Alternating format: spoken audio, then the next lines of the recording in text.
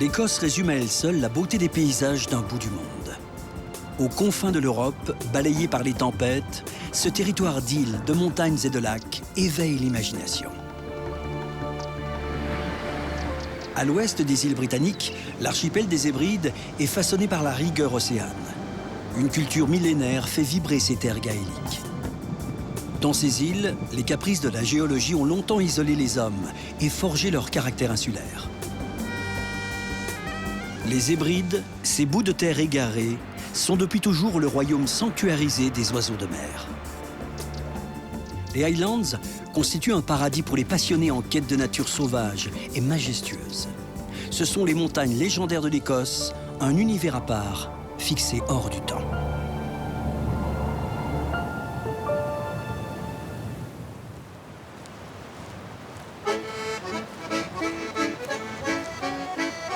Dans l'archipel des Hébrides, Tighery ne ressemble à aucune autre île. C'est, dit-on, l'endroit le plus ensoleillé d'Écosse, le plus vanté certainement. Tighery compte bien plus de moutons que d'habitants. Le courage des pêcheurs et l'abondance des homards font la réputation de cette île, fière de ses traditions gaéliques.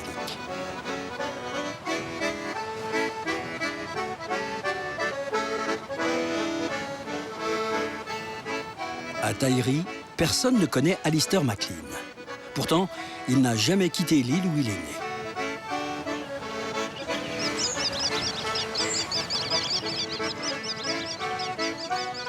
Comme presque tous les enfants de Tighery dès leur plus jeune âge, Alistair a hérité d'un surnom, Billy, Billy the Box, sa véritable identité.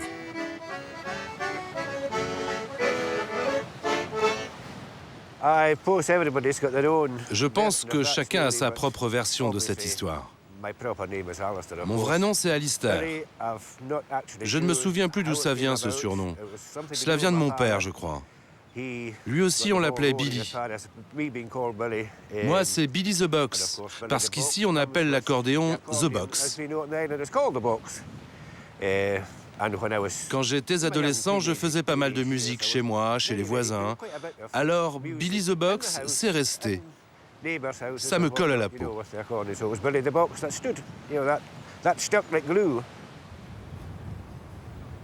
Chaque été, 7000 agneaux partagent le même destin. Le jour de la foire aux moutons de Tighery, qui marque pour eux la fin d'une existence bien paisible.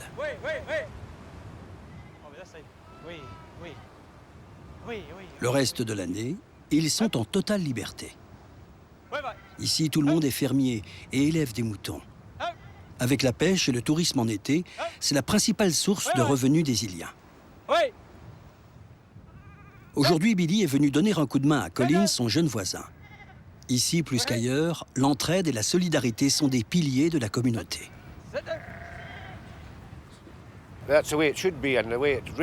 C'est comme ça que ça devrait être partout. Et c'est comme ça que ça se passe sur les îles. On prend soin les uns des autres. Si j'ai besoin d'aide, à 4 heures du matin, je passe un coup de fil à Colin et il viendra sans poser de questions. C'est normal au fond. Et ça simplifie la vie de s'entraider ainsi.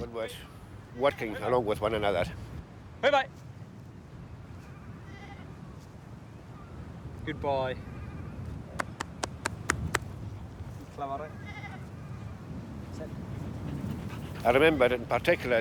Je me souviens quand j'étais à l'école dans le coin, on appelait les vacances d'octobre les vacances patates. C'est la période où on récolte les pommes de terre.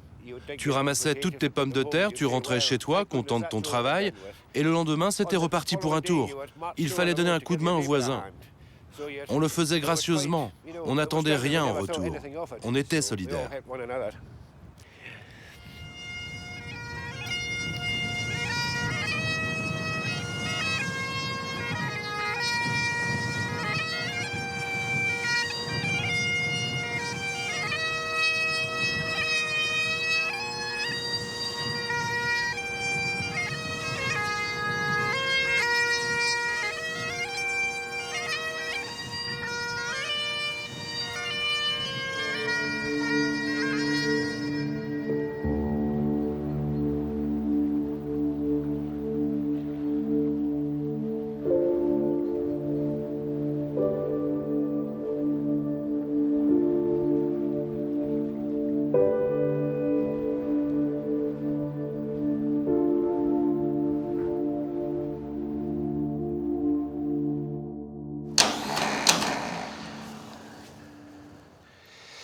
1963, je crois.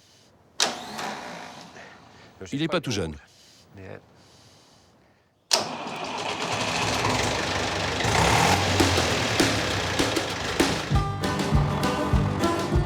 Dans les îles Hébrides, tout semble aller de soi et être éternel. Même le vieux tracteur de Billy Box connaît les chemins qui mènent à la mer.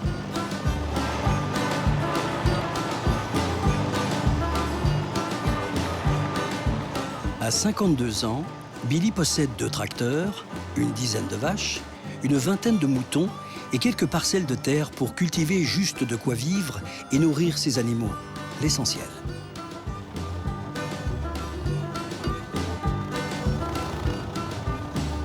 Dès que la marée le permet, il se rend à la plage, glaner ce que la mer peut offrir.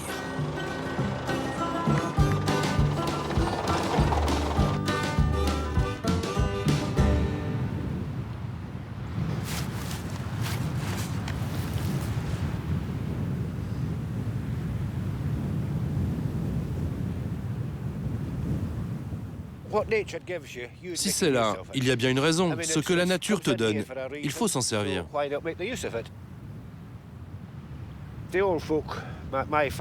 Les anciens, comme mon père, descendaient tous à la plage pour récolter les algues. Il n'y avait pas vraiment d'engrais à l'époque. Et puis ça coûtait de l'argent de faire venir de l'engrais jusqu'ici et de l'épandre.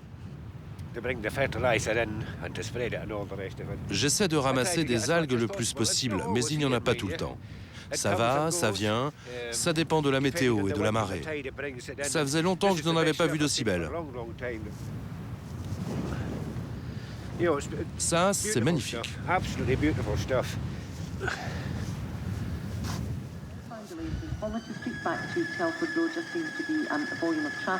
And an accident on the A71 Calder Road blocking a lane westbound between the City Bypass and Rickerton Mains Road. Now the accident is westbound but very slow here in both directions.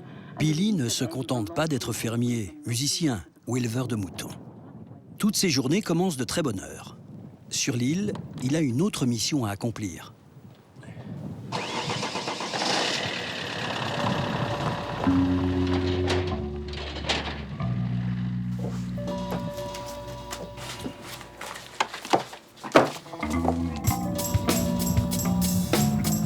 Comme beaucoup d'hommes et de femmes, Billy a dû multiplier les activités professionnelles pour pouvoir rester vivre à Tighery. Depuis plus de 20 ans, c'est l'un des 3 facteurs de l'île.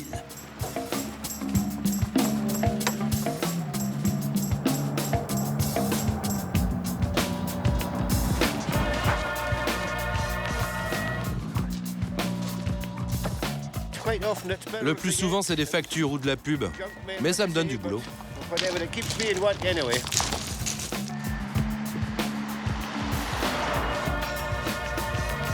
Même s'il n'y a que 600 habitants sur l'île, la tournée n'attend pas. Billy le facteur est un homme pressé, mais il a toujours un mot gentil pour ceux qu'il croise en coup de vent. Belle journée, hein? Ouais, ça va le chien? Ouais, j'espère que le temps va durer. Ouais, et puis ici, on est bien abrité, hein? Avec ce soleil, là, il fait chaud aujourd'hui. C'est mieux qu'en été.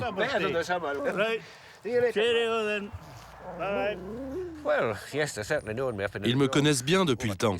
Ça fait 26 ans que je fais ça. Ils ont appris à me connaître. Quand il y a des nouveaux qui arrivent sur l'île, ils ne mettent pas longtemps avant de me croiser. Le facteur passe tous les jours. Ça fait partie de mon travail.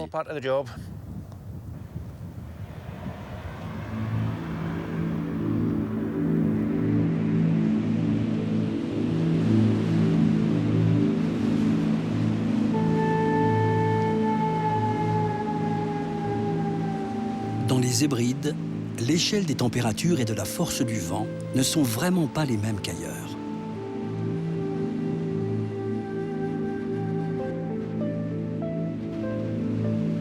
Toujours en bras de chemise, Billy brave la fraîcheur matinale sans frisson et fait mentir le vieux dicton écossais « Le mauvais temps n'existe pas, juste le mauvais vêtement ».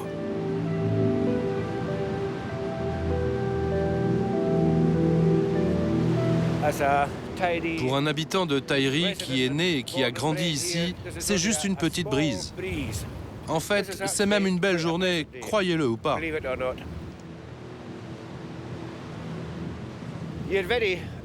Il faut vivre le plus près possible de la nature quand on vit sur une petite île comme ça. Tu dois affronter les éléments tous les jours. Il y a de belles journées, mais tu dois aussi supporter des journées très mauvaises.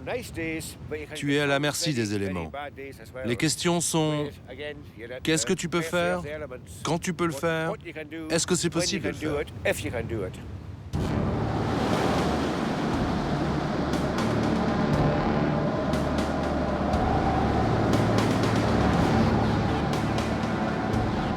Les habitants de Taïri tiennent à la réputation de leur île, l'endroit le plus vanté d'Écosse.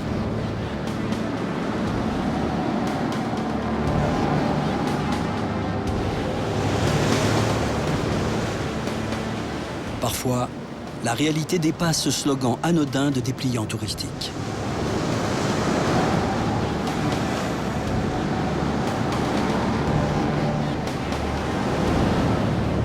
Dans les îles de l'Ouest, la pluie et le vent trouvent deux alliés redoutables, la houle et les vagues.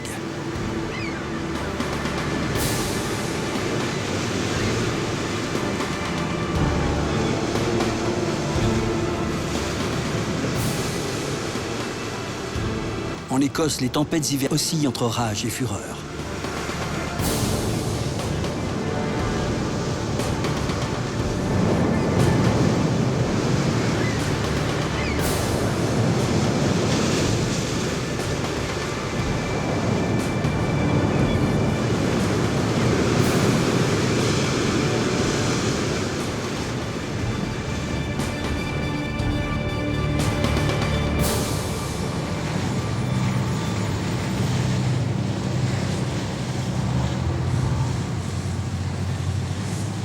Aujourd'hui, Billy a enfilé son ciré de marin-pêcheur. Il vient dépanner Ross, le capitaine d'Atlantis, un des 7 petits bateaux de pêche de Taïri.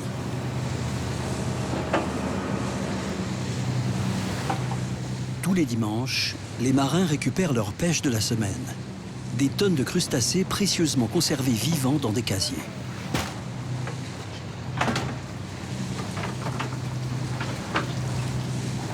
Crabes, homards, langoustines, étrilles. Les eaux de Taïri sont réputées pour être très riches en nutriments. De plus, il n'y a pas de surpêche ici. Les marins préservent leurs trésors.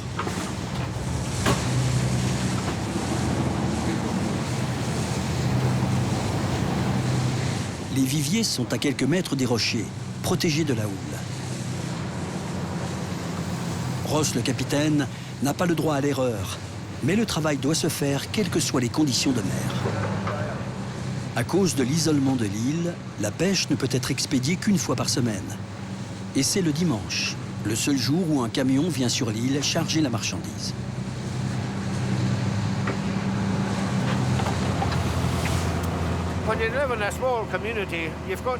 Quand tu vis dans une petite communauté, il faut être prêt à dépanner les copains ou demander de l'aide. Sur cette île, on a de la chance, on est très soudés. Je descends au port et dans les 10 minutes, je me retrouve à donner un coup de main à Ross ou à Callum. On doit avancer ensemble. On ne peut compter que sur la communauté.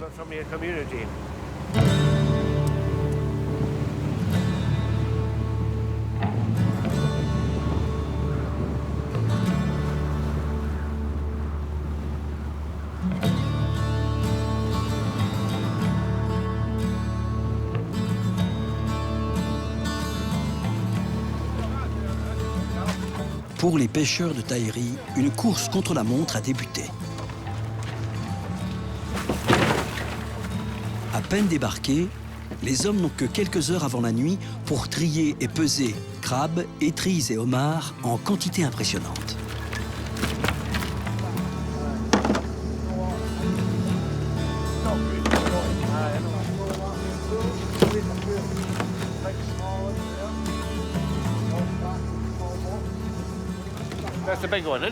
C'est un gros, ça. Une belle prise.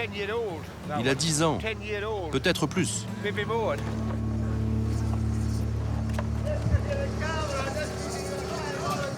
Le camion vient d'arriver sur le quai. Le lendemain matin, il sera à Oban, en Écosse, sur l'île principale, avant un long périple du nord au sud, à travers l'Europe. Tout ce qui est pêché dans les eaux de Tahiri est vendu en Espagne, 5e pays consommateur de poissons et de fruits de mer dans le monde. Mais avant le soleil espagnol, la précieuse cargaison doit être emballée à la main, sous le regard de Sam, l'exportateur écossais. Tahiri est une des meilleures îles sur la côte ouest, et peut-être même de toute l'Écosse en termes de qualité de crustacés.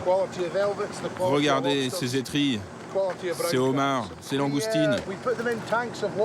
Ensuite, on les met dans des cuves remplies d'eau, avec un système de pompe à air qui oxygène l'eau. Et puis on espère que ça les garde en vie. La plupart du temps, ça marche, vous savez. Et les Européens, nous on veut plus d'argent. Peu importe le Brexit, on est toujours amis.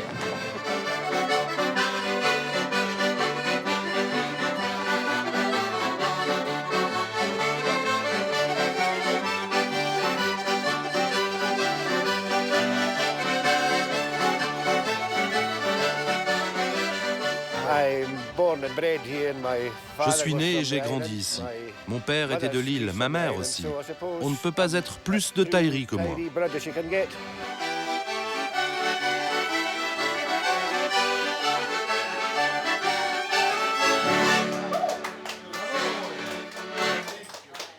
Tahiri, c'est chez moi.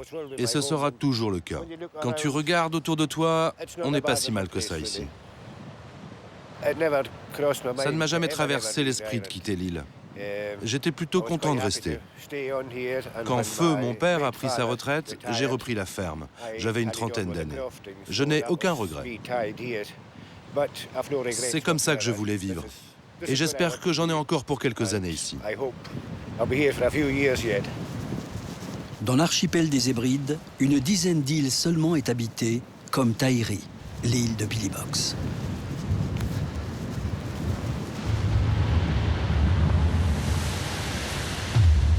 L'archipel compte 500 îles et îlots. La plupart des îles sont totalement préservées. Certaines ont été abandonnées par leurs habitants au début du XXe siècle. Coupées du monde, ces miettes de terre gaéliques sont le paradis des oiseaux migrateurs.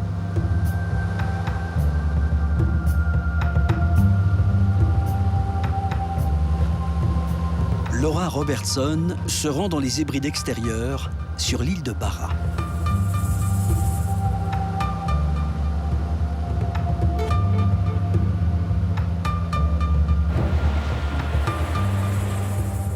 Le petit aéroport local est unique au monde.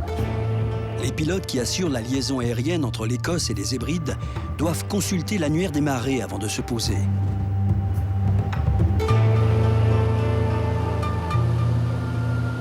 La piste d'atterrissage se découvre 2 fois par jour à marée basse.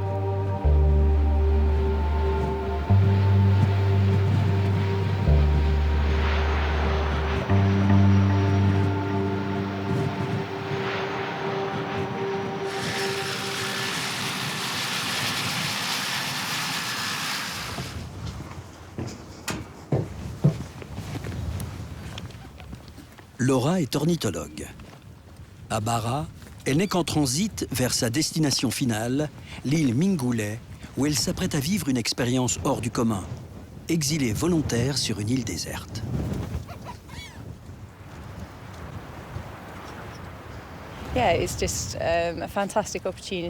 C'est vraiment une opportunité fantastique de pouvoir partir dans un endroit aussi isolé. C'est un défi. Il n'y a pas de boutique au coin de la rue. Quand la météo est mauvaise, tu n'as qu'à fermer les écoutilles et faire de ton mieux pour travailler. Je pense que pour passer du temps seul sur une île déserte, il faut bien se connaître. Il faut savoir détecter tes baisses de morale et ne pas se laisser abattre.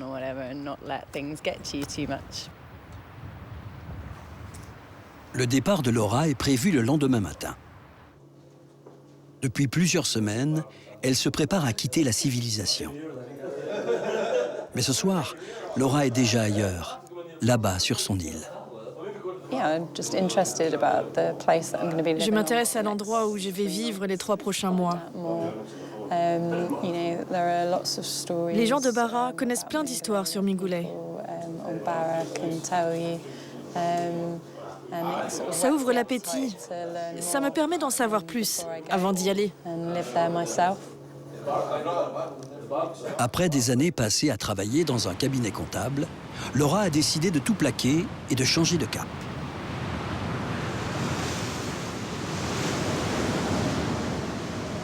Son travail désormais consiste à partir en mission au plus près de la faune écossaise pour étudier le comportement des oiseaux marins. Mais au lever du jour, la traversée vers l'île de Mingulay paraît compromise.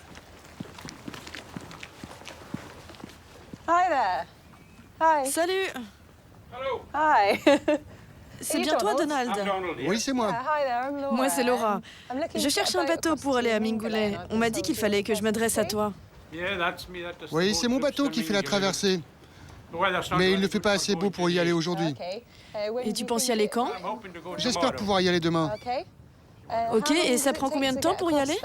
À peu près 1 heure. 1 heure. Ça dépend de la météo. Et ça va s'améliorer? Les prévisions ont l'air meilleures pour demain. Alors avec un peu de chance, on ira demain. Donald MacLeod a été patron pêcheur entre l'Écosse et les îles Féroé durant plus de 30 ans. Il est le seul marin du coin à se rendre de temps à autre à Mingulay.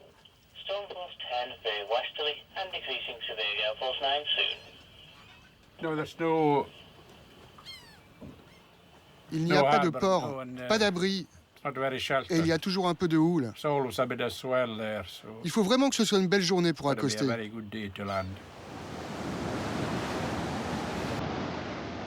En Écosse, pour prendre la mer, il faut saisir les accalmies du temps, les rares moments où l'océan se repose un peu.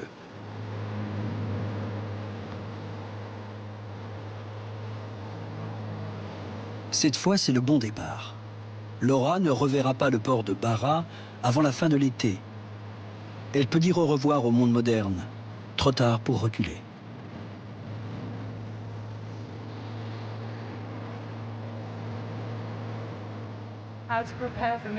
Comment doit-on se préparer pour aller à Mingulay? Je ne sais pas. Je ne suis pas sûre que ce soit vraiment possible. Je suis déjà allée sur plusieurs îles avant, mais pas aussi isolées ou hostiles que Mingulay. C'est pas juste une question de travail. Là, on parle de vivre là-bas, de profiter de ce temps-là pour en tirer une vraie expérience humaine.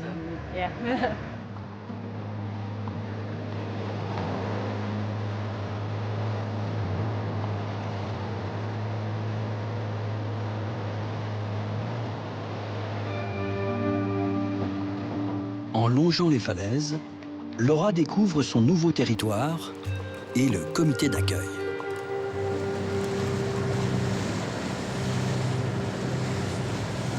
Les phoques sont chez eux sur l'île de Mingulay.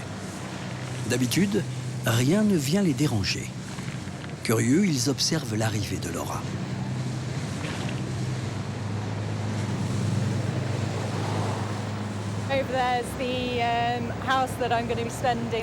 On peut voir la maison où je vais passer les 3 prochains mois. C'est l'ancienne école. Elle a été remise en état par l'organisme écossais de conservation du littoral. Je suis impatiente de découvrir ma nouvelle maison pour l'été.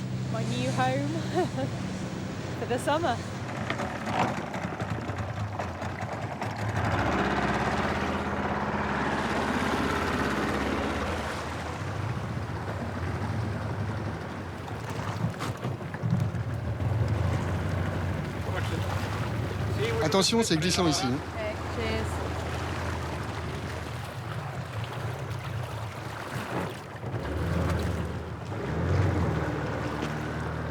Les 3 prochains mois, le bateau de Donald ne reviendra qu'en cas de besoin pour l'avitaillement de Laura.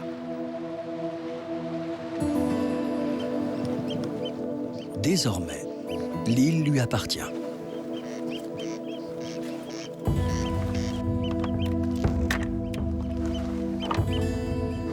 Mingulay n'a pas toujours été vierge de toute vie humaine. Depuis la nuit des temps, des hommes et des femmes ont vécu ici, accrochés à une vie hostile. En 1912, elle a été abandonnée aux oiseaux par ses derniers habitants. À la fin du 19e siècle, 180 personnes habitent encore sur l'île.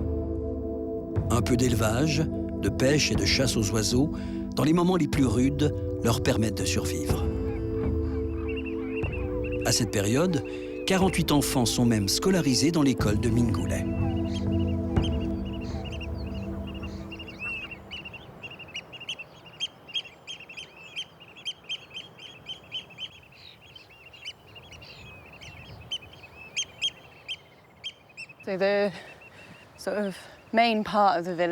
La partie principale du village est ici, dans la baie. Vous pouvez voir là où s'arrête le sable, c'est le début du village. Il y a encore pas mal de ruines des anciennes maisons, certaines dans un meilleur état que d'autres. Et tout là-haut, il y a l'ancienne église. Elle est beaucoup plus récente dans l'histoire de l'île.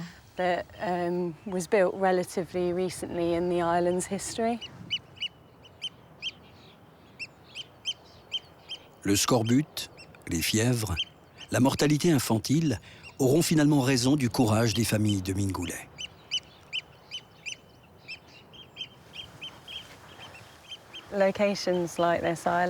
Les sites comme celui-ci font vraiment partie de l'histoire de tous ces gens qui ont vécu dans les Hébrides par le passé. Même aujourd'hui, c'est toujours présent dans l'esprit des gens qui vivent dans cette région. Quelque part, ça fait toujours partie de leur vie. De ce passé, Laura ne partage que l'unique source d'eau douce de Mingulay, qui a permis aux hommes de vivre ici pendant des siècles, loin de tout.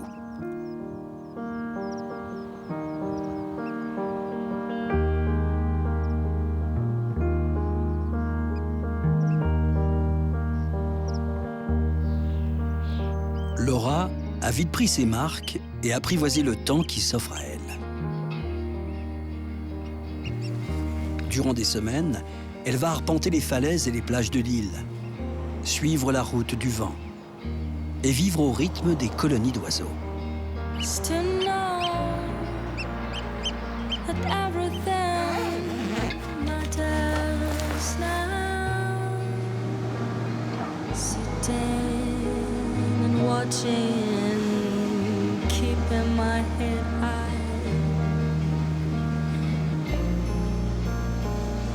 En menant une existence sans contrainte, l'ornithologue réalise le rêve de beaucoup de gens. S'isoler ainsi sur une île déserte, telle une naufragée volontaire.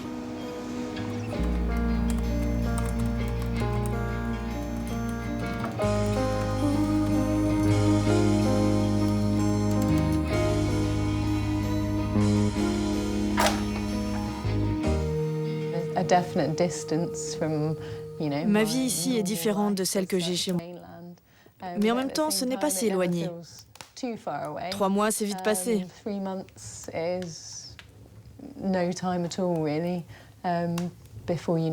Avant qu'on s'en rende compte, les oiseaux auront quitté les falaises. Je n'aurai plus rien à étudier et ce sera le moment pour moi de rentrer à la maison, en laissant Mingulay derrière moi.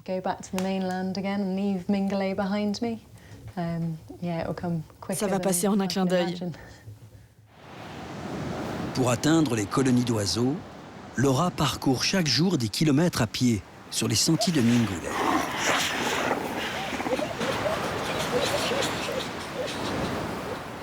Elle a appris à cohabiter avec ses seuls voisins. C'est plus leur plage que la mienne. Moi, je ne suis là que pendant l'été. Ils passent toute l'année dans ces eaux et sur ces côtes. Je suis juste de passage.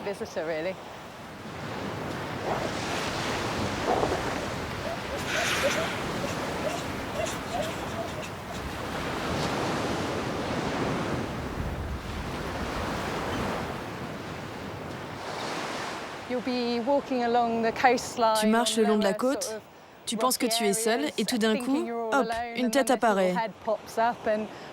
Hey, salut toi. Ils sont très curieux. Ils viennent voir ce que tu fais et ils te suivent un peu. Les voisins les plus proches, ce sont les phoques. C'est fantastique. Le travail de l'ornithologue nécessite une bonne condition physique. Mingulay est une île de pierre et de tourbe où il n'est pas toujours facile d'évoluer. Les falaises toisent l'océan Atlantique à 220 mètres au-dessus de la mer.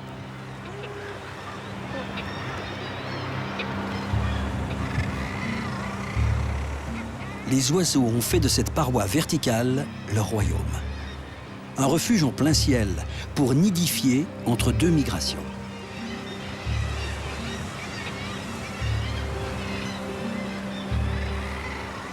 Impossible pour Laura d'être sujette au vertige. Elle passe des heures accrochée au flanc de ces falaises, parmi les plus hautes d'Écosse.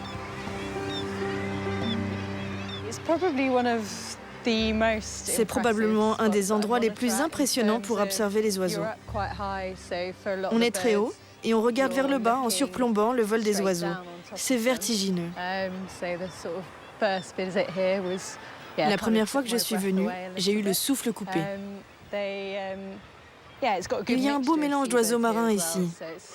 Il y a des mouettes tridactyles, des petits pingouins, des guillemots, des fulmars boréales et en bas, des cormorans huppés. Laura travaille pour le National Trust for Scotland, le conservatoire des richesses naturelles et historiques de l'Écosse. Elle effectue un recensement précis des populations d'oiseaux. Cet inventaire minutieux permettra d'améliorer la conservation et la protection des espèces. Le fulmar boréal, infatigable coureur d'océan. Il passe l'essentiel de son existence en pleine mer. Le grand labe, son bec féroce est capable de tuer ses congénères pour se nourrir ou défendre son nid.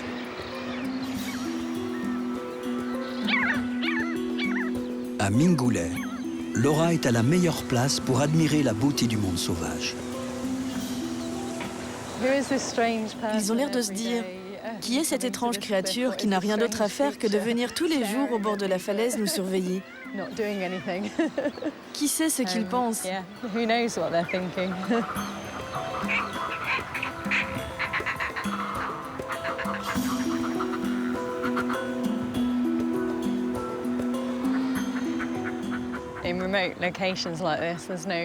Dans les coins perdus comme ici, il n'y a pas de réseau téléphonique.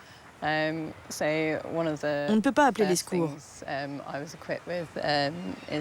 La seule chose qu'on m'a donnée pour venir ici, c'est ce tracker GPS. Je le mets en marche le matin, dès que je sors, et quand je rentre le soir, je dois appuyer de nouveau.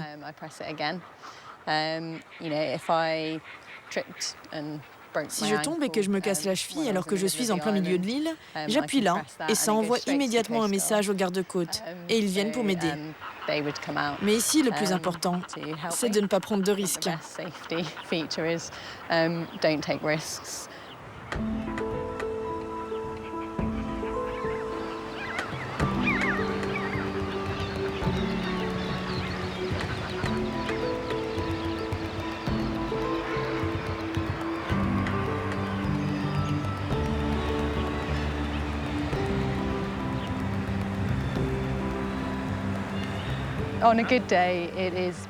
Quand il fait beau, c'est magnifique. Et c'est un bonheur de passer du temps dans un endroit aussi superbe, avec une faune aussi étonnante. C'est fantastique. L'île a une personnalité différente selon la météo. Quand la tempête fait rage, on n'est pas toujours en paix. Mais j'ai de la chance de travailler ici.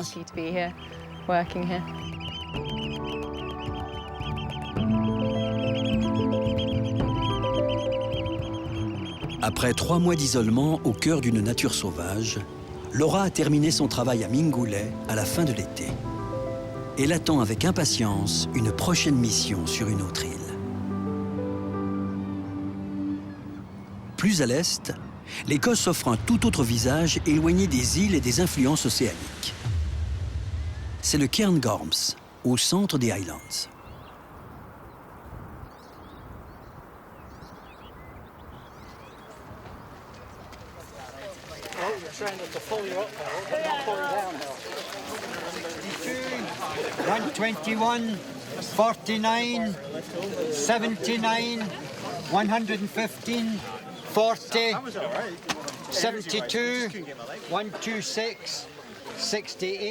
Emma O'Shea est une montagnarde, vaillante et infatigable.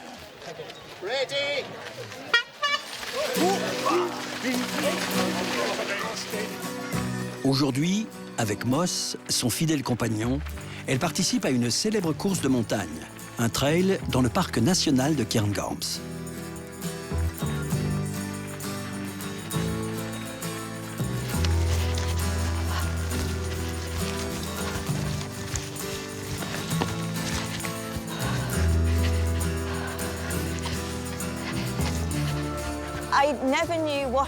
Je n'ai jamais su ce que je voulais faire et je ne sais toujours pas. Mais ce dont je suis sûre, c'est que je veux travailler dehors.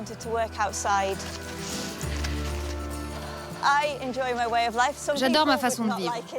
Certaines personnes la détesteraient, mais pour moi, c'est le bon choix. Je ne peux pas imaginer être toute la journée enfermée à regarder par la fenêtre ce qui se passe dehors. Je suis heureuse. J'aime quand il pleut, quand il y a du vent. Ça reste un plaisir d'être dehors, en montagne, en forêt. Et si en plus il fait beau, c'est le top.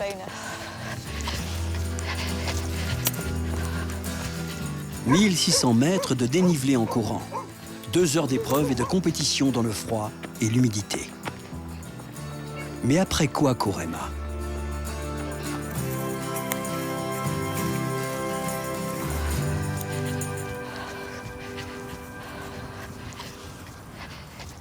Née dans le nord de l'Angleterre, arrivée en Écosse à l'âge de 18 ans, Emma consacre tout son temps et son énergie à gravir les pentes. Géologue de formation, elle travaille aujourd'hui comme guide de montagne.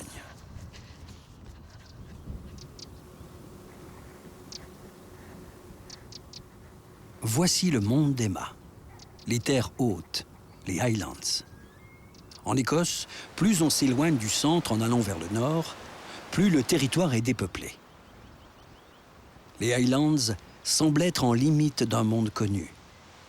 C'est un mélange et une succession de lacs aux monstres légendaires, de montagnes pelées et de forêts millénaires.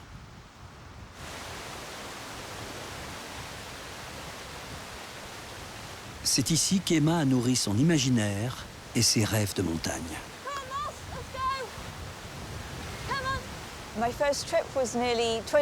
Mon premier voyage, c'était il y a presque 20 ans, à Chamonix, dans les Alpes. J'ai fait le tour du Mont Blanc. Après ça, je suis allée dans l'Himalaya, au Népal, en Inde et dans les Andes. J'adore les montagnes, mais j'aime surtout les gens des montagnes. Comme je dis souvent, au final, ce qui me reste, ce sont les rencontres. Les gens à qui j'ai parlé pendant le voyage. Ceux qui vivent sur place. C'est ça qui me fait rêver.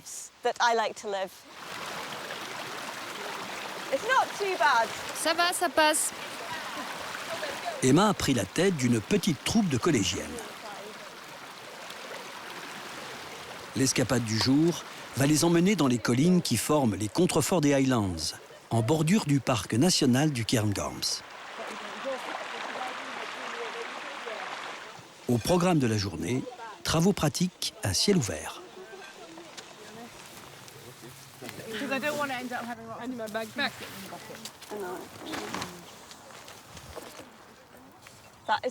Ce sont des boutures.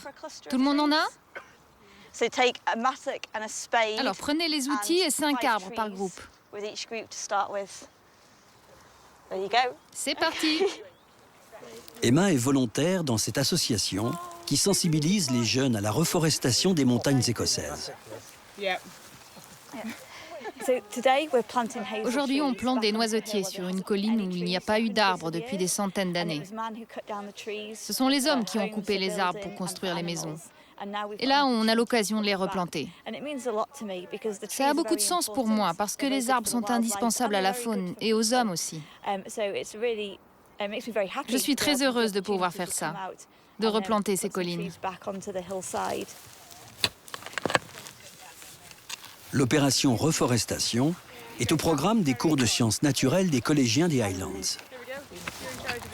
Ils découvrent ainsi que ces montagnes pelées étaient recouvertes de forêts il y a des milliers d'années.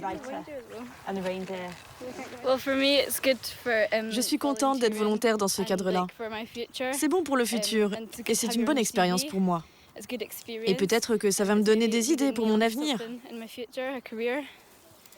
Je repasserai dans 20 ans pour voir si les arbres ont bien poussé.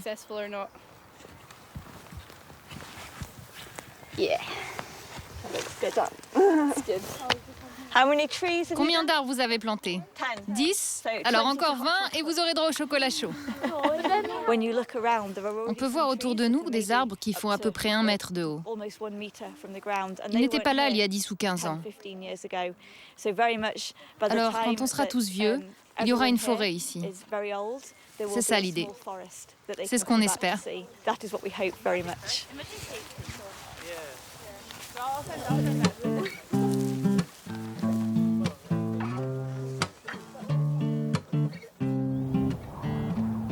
En hiver, les montagnes peuvent changer de visage en quelques minutes. À cette latitude, une mauvaise météo peut vite faire chuter les températures ou se transformer en tempête.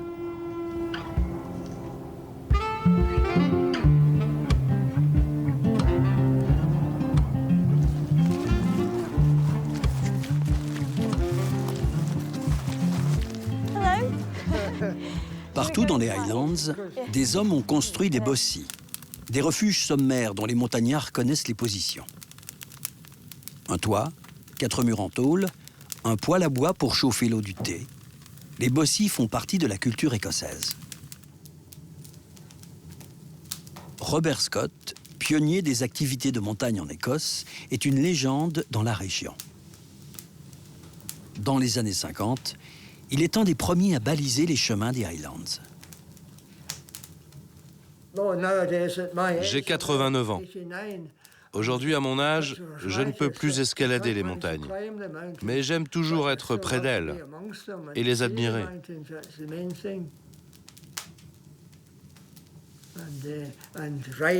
J'écris des histoires sur le bon vieux temps, l'époque où je pouvais encore grimper. Ça, c'est mon 4e livre. Et je vais essayer d'en écrire 1 ou 2 encore, avant d'être centenaire.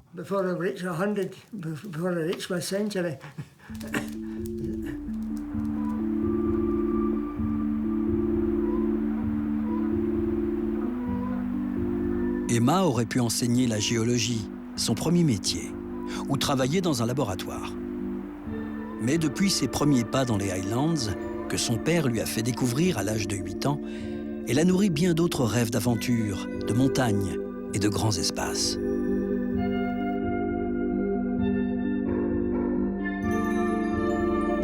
Depuis 20 ans, elle explore le cœur des Highlands hors des sentiers battus. En fait, Emma s'est inventé un métier sur mesure. Guider des marcheurs ou des montagnards comme elle, amoureux des richesses naturelles de l'Écosse.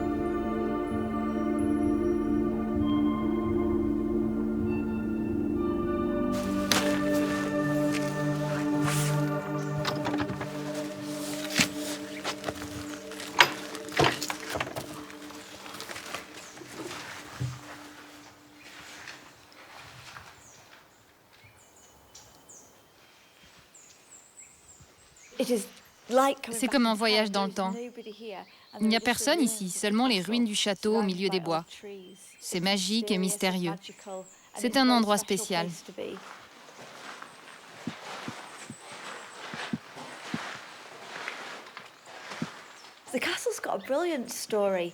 Ce château a une histoire incroyable. Au XVIe siècle, il y avait une lutte entre 2 familles de la région, les Forbes et les Gordons. Les Gordons étaient propriétaires de ce château. Un jour, les 7 fils sont partis chercher de la tourbe pour mettre dans la cheminée. Mais leurs ennemis, les Forbes, sont venus et ont massacré les 7 garçons. Ils les ont décapités et planté leurs têtes sur des pics. C'est vraiment terrible, mais la fin est encore plus triste. Quand le père a appris la nouvelle, il est tombé dans les escaliers du château et on est mort. Ici, là, juste où on se trouve.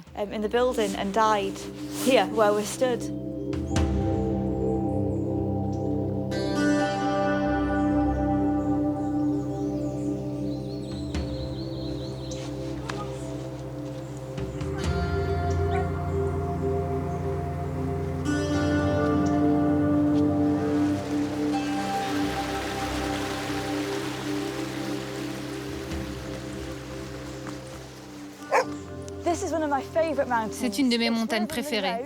Elle fait partie des Munros. Le sommet est à 1000 mètres. C'est une belle balade. La vue du sommet est à couper le souffle. On peut voir toute l'Écosse de là-haut. Le massif de Munro est un des territoires les plus sauvages de l'Écosse. 9 montagnes, dont le Ben Nevis, le point culminant des îles britanniques.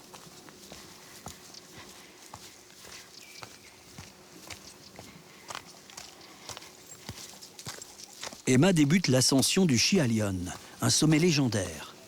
Tous les Écossais connaissent son nom. Le mont Schialion est entré dans l'histoire il y a 3 siècles pour des raisons surprenantes. C'est une histoire vraiment intéressante qui remonte à 1774.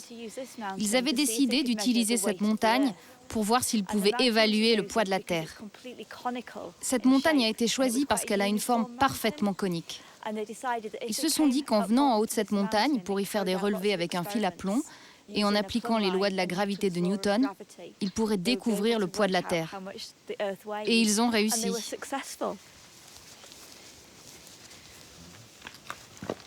Après des mois d'entraînement, Emma a atteint son Graal. Elle a intégré le Scottish Mountain Rescue, les sauveteurs de montagne. 800 volontaires sélectionnés pour porter assistance aux personnes en difficulté. Dans le grand massif du Munro, il est facile de se perdre. J'ai toujours voulu faire du sauvetage en montagne. Aller en montagne la nuit par temps de neige ou de brouillard et être capable de ramener quelqu'un, c'est quelque chose de très particulier.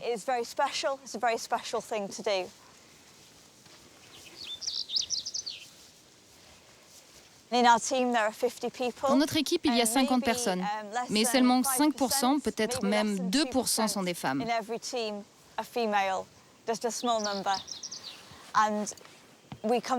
Ce que l'on partage tous, c'est notre passion pour le sauvetage et l'envie d'aider les gens.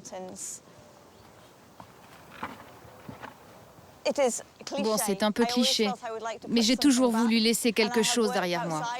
J'ai travaillé dehors, j'ai tracé de nouveaux sentiers, j'ai planté des arbres, mais être capable de sauver des gens, c'est encore plus fort.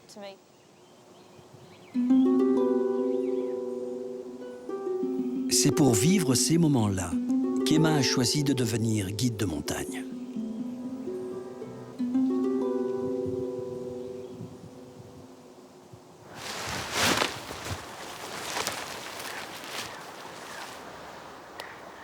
Rien ni personne ne peut lui voler ces instants de plénitude. Pour Emma, nul besoin d'aller au bout du monde pour vivre l'aventure. Amoureuse de ces montagnes, cette jeune femme écossaise a choisi finalement de transformer sa vie en un long voyage sur les sentiers de sa propre liberté. C'est important de pouvoir faire une pause. Le temps s'arrête. On passe notre vie à courir dans tous les sens. Alors c'est appréciable d'être ici, dans les montagnes, au bord de l'eau, à regarder le feu. Je fais ça avec des amis, ou alors toute seule, ou avec mon chien.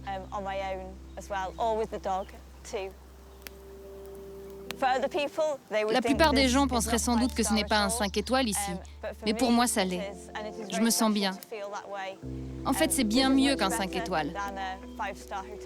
C'est ça la vie.